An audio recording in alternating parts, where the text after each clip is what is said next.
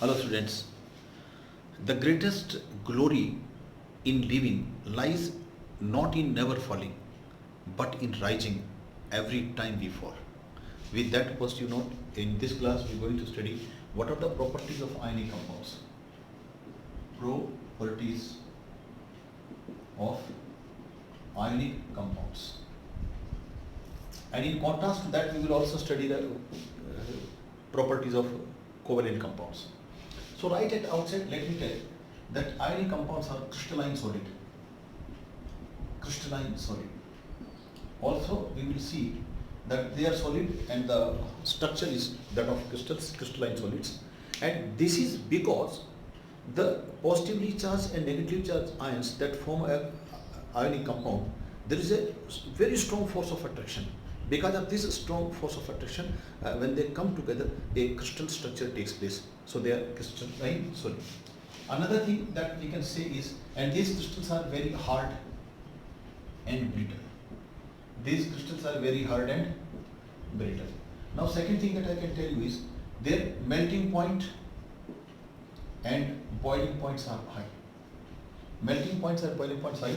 For NaCl, if I tell 800 degrees Celsius is melting point and 1413 degrees Celsius is its boiling point.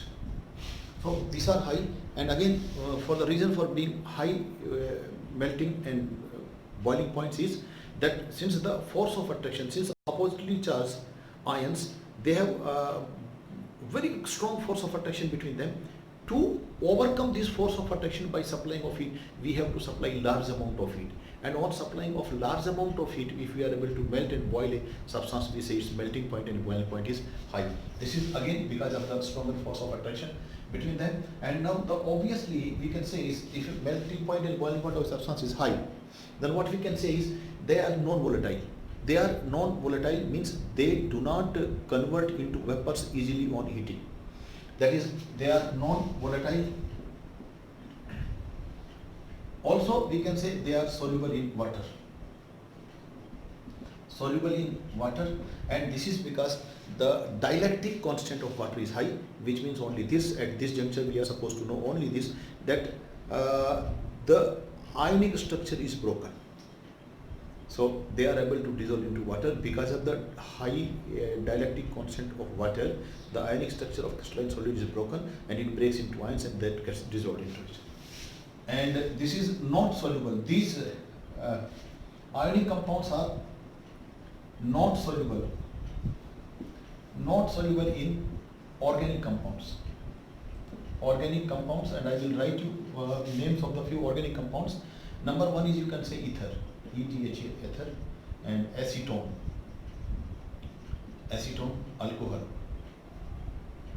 alcohol. Also you can say kerosene, KERSENE, kerosene, and you can say benzene, and carbon disulfide and carbon tetrachloride. These are organic solvents and they are not able to dissolve the ionic compounds into themselves. Now another thing and most important one is that these are electrolytes. Electrolytes are those liquids which are able to conduct electricity through themselves. And in solids, electricity is conducted through ions, but in liquids, electricity is conducted through, in solid, electricity is conducted through electrons. But in liquids, electricity is conducted through ions. So these ionic compounds, when are dissolved into water, or when they are taken into molten state, they decompose back or they produce ions. And since ions are present in the molten state or dissolved state into water, then it is able to conduct electricity. So these are electrolytes. Now right here itself we will study the chemical properties of covalent compounds. If these are electrolytes, we know that covalent compounds does not contain ions, or when they are taken into molten state or when they are taken into dissolved state, they do not dissociate into ions, so they cannot conduct electricity. That means they are non-electrolytes. And they are soluble in these organic solvents. Covalent compounds are soluble in organic, not soluble in water, and they are volatile. And also their melting point and boiling points are low because the force of attraction, the ions are not formed, so force of attraction between the atoms is not very strong.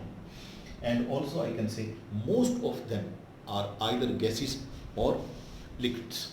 most of the covalent compounds are either gases or liquids, and melting points, boiling points are not high because the force of attraction is not very strong between the atoms, since they are held together by the covalent bonds. They are volatile, easily converted into vapors on heating, and soluble in water. They are not soluble in water, and they are soluble in organic solvents, and they are not electrolytes. So that's all about the properties of ionic and covalent compounds.